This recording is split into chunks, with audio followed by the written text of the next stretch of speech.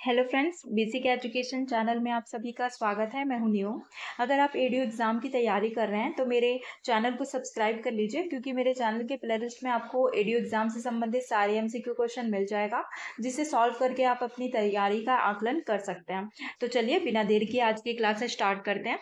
सबसे पहले पिछली क्लास में आपसे जो क्वेश्चन पूछा गया था उसका आंसर देख लेते हैं। क्वेश्चन था, मुख्यमंत्री हाट बाजार क्लिनिक योजना प्रारंभ किया गया। तो जो मुख्यमंत्री हाट बाजार क्लिनिक योजना है इसे प्रारंभ किया गया था 2 अक्टूबर 2019 को, ठीक है, और बस्तर से प्रारंभ किया गया था। तो इस प्रश्न का राइट आंसर हो जाएगा ऑप्शन दूसरा, 2 अक्टूबर 2019।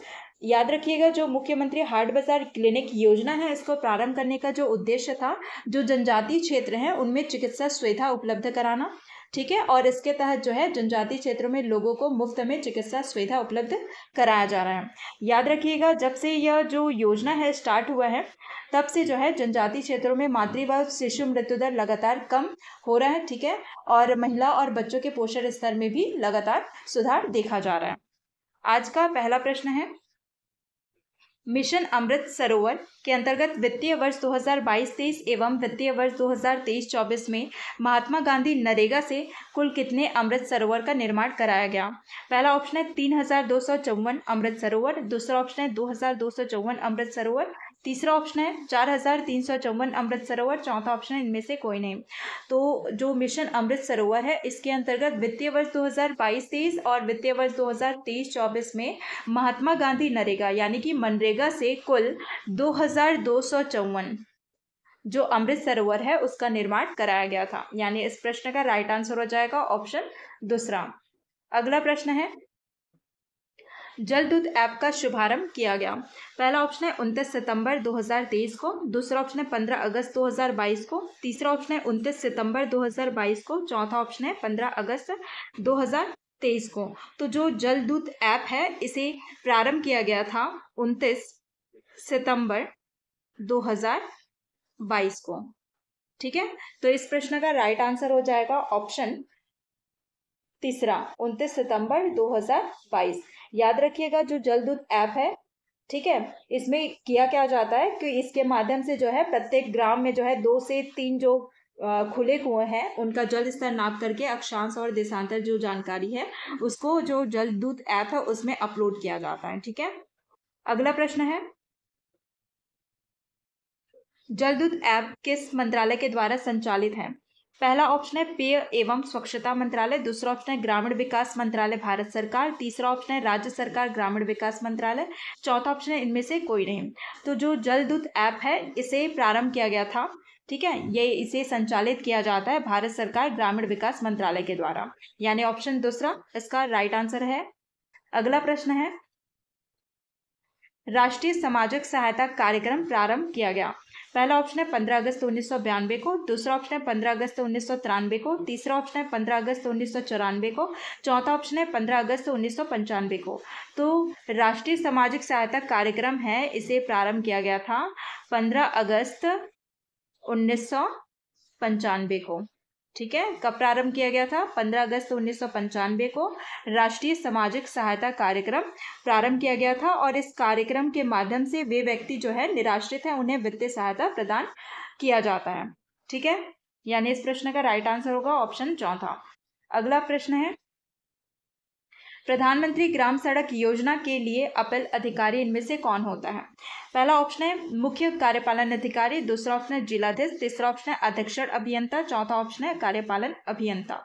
तो प्रधानमंत्री ग्राम सड़क योजना इसके लिए अपील अधिकारी होता है मुख्य कार्यपालन अधिकारी, ठीक है, यानी ऑप्शन पहला इसका राइट आंसर हो जाएगा। याद रखिएगा, जो प्रधानमंत्री ग्राम सड़क योजना है इसे प्रारंभ किया गया था 25 दिसंबर 2000 को, ठीक है। अगला प्रश्न है, इंदिरा गांधी राष्ट्रीय वृद्धावस्था पेंशन योजना प्रारंभ किया गया।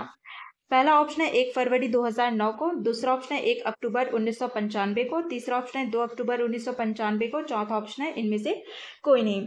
तो इंदिरा गांधी राष्ट्रीय वृद्धावस्था जो पेंशन योजना है इसे प्रारंभ किया गया था 1 अक्टूबर 1995 को, ठीक है। यानी इस प्रश्न का राइट आंसर होगा ऑप्शन दूसरा। अगला प्रश्न है, इंदिरा गांधी राष्ट्रीय वृद्धावस्था पेंशन योजना के संबंध में सही नहीं है, मतलब गलत कौन सा कथन है ये हमें बताना है। पहला है, इस योजना के अंतर्गत भारत सरकार द्वारा निर्धारित मानदंड के अनुसार 60 वर्ष या उससे अधिक आयु के व्यक्तियों और गरीबी रेखा से नीचे जीवन यापन करने वाले परिवारों से संबंधित व्यक्तियों को सहायता प्रदान की जाती है। दूसरा ऑप्शन है, 60 से 79 वर्ष की आयु समूह के व्यक्तियों को प्रति माह जो है 500 रुपये प्रदान किया जाता है।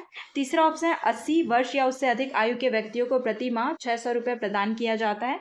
चौथा ऑप्शन है, 60 से 79 वर्ष की आयु समूह के व्यक्तियों को प्रतिमाह दिए जाने वाली जो राशि है 500 में केंद्र सरकार का जो योगदान है 200 रुपये और राज्य सरकार का योगदान 300 रुपये होता है। तो प्रश्न में कहा जा रहा है कि इंदिरा गांधी राष्ट्रीय वृद्धावस्था पेंशन योजना के संबंध में कौन सा कथन गलत है। तो इस प्रश्न का राइट आंसर हो जाएगा ऑप्शन तीसरा कि 80 वर्ष या उससे अधिक आयु के जो व्यक्तियों को प्रति माह 600 रुपये प्रदान किया जाता है, ये गलत है। 80 वर्ष या उससे अधिक आयु के जो व्यक्ति हैं उनको प्रति माह जो है 650 रुपये दिया जाता है, जिसमें केंद्र सरकार का जो योगदान होता है, ठीक है, 500 रुपये का होता है और राज्य सरकार का जो योगदान होता है 150 रुपये का होता है। बाकी जितने भी ऑप्शंस दिए गए हैं सारे सही हैं, ठीक है, कि जो इस योजना के अंतर्गत यानी कि इंदिरा गांधी राष्ट्रीय वृद्धावस्था पेंशन योजना के अंतर्गत जो है 60 वर्ष या उससे अधिक आयु के जो व्यक्ति हैं, गरीबी रेखा से नीचे जीवन यापन करने वाले जो परिवार से संबंधित व्यक्ति है, उनको आर्थिक सहायता प्रदान किया जाता है और उनको प्रति माह जो है, अगर उनकी आयु 60 से 79 वर्ष की है, ठीक है, तो उनको प्रति माह 500 रुपये प्रदान किया जाएगा, ठीक है। और इस 500 रुपये में जो है केंद्र सरकार का जो योगदान होता है 200 रुपये का होता है और राज्य सरकार का जो योगदान होता है 300 रुपये का होता है। बाकी जो 80 वर्ष या उससे अधिक आयु के जो व्यक्ति हैं उनको प्रति माह 650 रुपये दिया जाता है और इस 650 रुपये में जो है केंद्र सरकार का योगदान 500 रुपये का होता है और राज्य सरकार का योगदान 150 रुपये का होता है, ठीक है। अगला प्रश्न है, राष्ट्रीय सामाजिक सहायता कार्यक्रम के घटक नहीं है। पहला है राष्ट्रीय परिवार लाभ योजना, दूसरा ऑप्शन है इंदिरा गांधी राष्ट्रीय विधवा पेंशन योजना, तीसरा ऑप्शन है इंदिरा गांधी राष्ट्रीय वृद्धावस्था पेंशन योजना, चौथा ऑप्शन है इंदिरा गांधी राष्ट्रीय विकलांगता पेंशन योजना, पांचवा ऑप्शन है इनमें से कोई नहीं। तो राष्ट्रीय सामाजिक सहायता कार्यक्रम के घटक में शामिल नहीं है ये क्वेश्चन है, ठीक है। तो इसका राइट आंसर हो जाएगा ऑप्शन पांचवा, ठीक है, इनमें से कोई नहीं।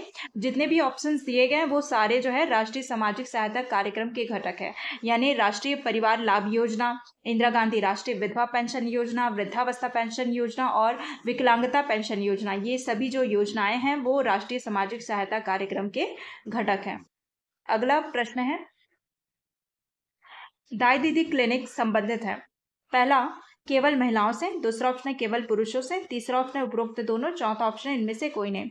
तो दाई दीदी क्लिनिक ये संबंधित है केवल महिलाओं से, ठीक है, केवल महिलाओं से दाई दीदी क्लिनिक संबंधित है, यानी इस प्रश्न का राइट आंसर होगा ऑप्शन पहला। अगला प्रश्न है, निम्नलिखित में से किसके नाम पर इस राज्य में शिक्षा गुणवत्ता अभियान की योजना कार्यान्वित की गई है। पहला ऑप्शन है राजीव गांधी, दूसरा ऑप्शन है अटल बिहारी वाजपेयी, तीसरा ऑप्शन है एपीजे अब्दुल कलाम, चौथा ऑप्शन है मौलाना आजाद। तो इस राज्य में, ठीक है, एपीजे अब्दुल कलाम के नाम पर जो है शिक्षा गुणवत्ता अभियान कार्यान्वित की गई है, यानी इसका राइट आंसर हो जाएगा इस प्रश्न का ऑप्शन तीसरा एपीजे अब्दुल कलाम। अगला प्रश्न है, इंदिरा गांधी राष्ट्रीय विधवा पेंशन योजना प्रारंभ किया गया। पहला ऑप्शन है फरवरी 2007 से, दूसरा ऑप्शन है फरवरी 2008 से, तीसरा ऑप्शन है फरवरी 2006 से, चौथा ऑप्शन है फरवरी 2009 से। तो इंदिरा गांधी राष्ट्रीय विधवा पेंशन योजना इसे प्रारंभ किया गया था फरवरी 2009 से, यानी इस प्रश्न का राइट आंसर होगा ऑप्शन चौथा। अगला प्रश्न है, इंदिरा गांधी राष्ट्रीय विधवा पेंशन योजना के संबंध में सही है। पहला, इस योजना के अंतर्गत 40 से 79 वर्ष की आयु की जो विधवा महिलाएं पात्र होंगे। दूसरा ऑप्शन है भारत सरकार के द्वारा निर्धारित मानदंड के अनुसार गरीबी रेखा से नीचे जीवन यापन करने वाले परिवार की विधवाओं को प्रति माह 500 रुपये की सहायता प्रदान की जाती है। तीसरा है 80 वर्ष या उससे अधिक आयु के लाभार्थियों को प्रति माह 500 की केंद्रीय सहायता दी जाती है। चौथा ऑप्शन है उपरोक्त सभी। तो इंदिरा गांधी राष्ट्रीय विधवा पेंशन योजना के संबंध में सही है, तो इसका राइट आंसर हो जाएगा ऑप्शन चौथा। जितने भी कथन दिए गए हैं सारे सही हैं, ठीक है। यानी कि जो है इस योजना के अंतर्गत जो है 40 से 79 आयु वर्ष की विधवा महिलाएं पात्र होती है, ठीक है। और जो पात्र महिलाएं हैं उनको प्रति माह जो है 500 रुपये की सहायता राशि प्रोवाइड किया जाता है। और इस 500 रुपये में जो है केंद्र सरकार का जो योगदान होता है वो 300 रुपये का होता है, और राज्य सरकार का जो योगदान होता है वो 200 रुपये का होता है, ठीक है। और जो 80 वर्ष या उससे अधिक आयु की जो विधवा महिलाएं हैं, ठीक है, उनको प्रति माह 500 रुपये की जो राशि है केंद्रीय सहायता के तौर पर दिया जाता है। यानी पूरा उस वित्त का जो भार है वो केंद्र सरकार पर है, ठीक है। अगला प्रश्न है, छत्तीसगढ़ सरकार ने गरीब लोगों को सस्ती दरों पर दवा उपलब्ध कराने के लिए कौन सी योजना प्रारंभ की है? पहला है Shri Hargobind Khurana generic medical store, दूसरा ऑप्शन है Shri PV Rai generic medical store, तीसरा ऑप्शन है Shri Dhanvantari generic medical store, चौथा ऑप्शन है इनमें से कोई नहीं। तो छत्तीसगढ़ सरकार ने जो गरीब लोग हैं उनको सस्ती दरों पर दवा उपलब्ध कराने के लिए जो है Shri Dhanvantari generic medical store की जो योजना है इसे प्रारंभ किया है। यानी इस प्रश्न का राइट आंसर हो जाएगा ऑप्शन तीसरा। जो धनवंतरी जेनरिक मेडिकल स्टोर है, ये जो योजना है इसे प्रारंभ किया गया था 20 अक्टूबर 2021 को, और इस योजना के तहत जो है जो गरीब लोग हैं उनको सस्ती दरों पर जो है दवाइयाँ उपलब्ध कराई जाती हैं, ठीक है, जिसमें अंकित मूल्य का 50 से 70% कम होता है ये दवाइयों का जो मूल्य है वो। अगला प्रश्न है, किस कार्यक्रम का उद्देश्य छत्तीसगढ़ में कुपोषण और रक्ताल्पता को खत्म करना है? पहला है एकीकृत बाल विकास योजना, दूसरा ऑप्शन है मुख्यमंत्री सुपोषण योजना, तीसरा ऑप्शन है राजीव गांधी न्याय योजना, चौथा ऑप्शन है इनमें से कोई नहीं। तो जो छत्तीसगढ़ में कुपोषण और रक्ताल्पता को खत्म करने के लिए जो है मुख्यमंत्री सुपोषण योजना प्रारंभ किया गया था 2 अक्टूबर 2019 को। इस योजना के माध्यम से, यानी इस योजना का जो मुख्य उद्देश्य होता है 0 से जो 5 आयु वर्ष के जो बच्चे हैं उनको कुपोषण से मुक्त करना, और जो 15 से 49 आयु वर्ग की जो महिलाएं हैं उनको एनीमिया से मुक्त करना जो है मुख्यमंत्री सुपोषण योजना का उद्देश्य है। याद रखिएगा, जो मुख्यमंत्री सुपोषण योजना है इसे कुपोषण मुक्ति अभियान के नाम से भी जाना जाता है। किस नाम से जाना जाता है? कुपोषण मुक्ति अभियान, ठीक है। अगला प्रश्न है, लोक प्राधिकारी की परिभाषा का उल्लेख किस धारा में है? पहला ऑप्शन है धारा 3, दूसरा ऑप्शन है धारा 2, तीसरा ऑप्शन है धारा 4, चौथा ऑप्शन है धारा 6। तो लोक प्राधिकारी इसकी जो परिभाषा है सूचना का अधिकार अधिनियम 2005 की धारा 2 में है, ठीक है। यानी इस प्रश्न का राइट आंसर हो जाएगा ऑप्शन दूसरा। अगला प्रश्न है, सूचना का अधिकार अधिनियम 2005 के अंतर्गत कठिनाइयों को दूर करने की शक्ति का उल्लेख किस धारा के तहत किया गया है? पहला ऑप्शन है धारा 31, दूसरा ऑप्शन है धारा 33, तीसरा ऑप्शन है धारा 32, चौथा ऑप्शन है धारा 30।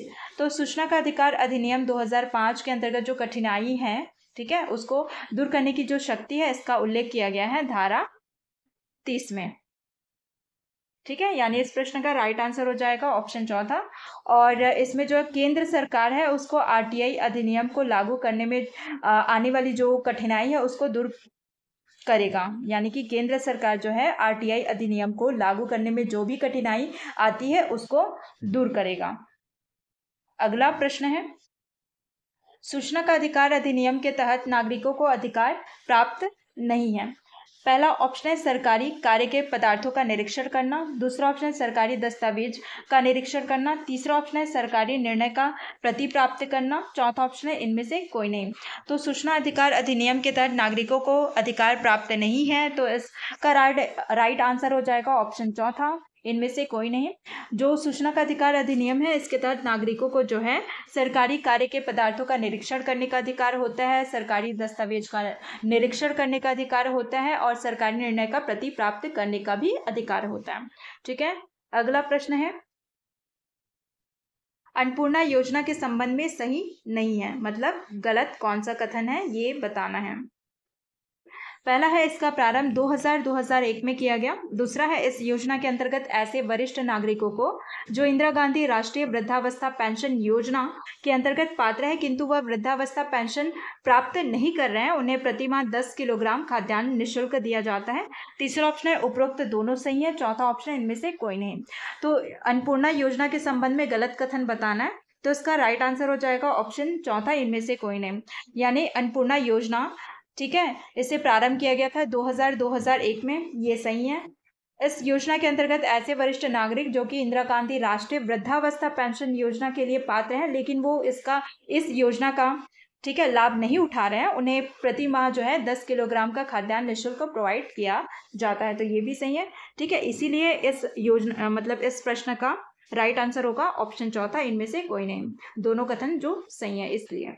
अगला प्रश्न है, वाटरशेड प्रबंधन के अंतर्गत निम्नलिखित में से किसे विकसित करने को उच्च प्राथमिकता दी गई है? पहला है अवक्रमित भूमि, दूसरा ऑप्शन है वर्षा सिंचित कृषि योग्य भूमि, तीसरा ऑप्शन है उपरोक्त दोनों, चौथा ऑप्शन इनमें से कोई नहीं।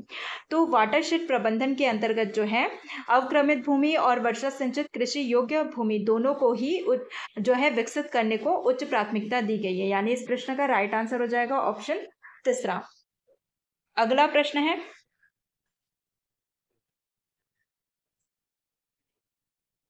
राष्ट्रीय परिवार लाभ योजना के संबंध में सही है। पहला है इस योजना के अंतर्गत पात्र परिवार को 20,000 की सहायता राशि प्रदान की जाती है। दूसरा है इसका प्रारंभ जनवरी 2016 में किया गया था और यह राष्ट्रीय सामाजिक सहायता कार्यक्रम का एक घटक है। तीसरा, इस योजना के अंतर्गत बीपीएल परिवार में 18 से 59 वर्ष की आयु के मुख्य जीविकोपार्जक जो सदस्य है उनकी मृत्यु हो जाने पर बीपीएल परिवार को एक मुफ्त केंद्रीय सहायता दी जाती है। चौथा ऑप्शन है उपरोक्त सभी। तो राष्ट्रीय परिवार लाभ योजना के संबंध में सही कथन है, तो इसका राइट आंसर हो जाएगा ऑप्शन चौथा, उपरोक्त सभी। यानी कि जो राष्ट्रीय परिवार लाभ योजना है इसे प्रारंभ किया गया था जनवरी 2016 में, ठीक है, और यह जो है राष्ट्रीय सामाजिक सहायता कार्यक्रम का एक घटक है। और इस योजना के अंतर्गत, ठीक है, जो पात्र परिवार है, ठीक है, उनकी सदस्य की मृत्यु अगर हो जाती है, जो मुख्य जीविकोपार्जक जो मुखिया हैं, ठीक है, मुखिया है, उनकी मृत्यु हो जाती है तो उसके जो पात्र परिवार हैं उसको 20,000 रुपए की जो सहायता राशि प्रोवाइड किया जाता है केंद्र सरकार के द्वारा। आपके लिए आज का प्रश्न है, इंदिरा आवास योजना के अंतर्गत अल्पसंख्यक समुदाय के लिए निधियों का कितना प्रतिशत आवंटित किया जाता है? पहला ऑप्शन है 33%, दूसरा ऑप्शन है 15%, तीसरा ऑप्शन है 10%, चौथा ऑप्शन है इनमें से कोई नहीं। तो इसका राइट आंसर आपको कमेंट सेक्शन में बताना है। वीडियो अगर पसंद आया होगा तो वीडियो को लाइक शेयर करें और चैनल को सब्सक्राइब ज़रूर करें। मिलते हैं अगली क्लास में।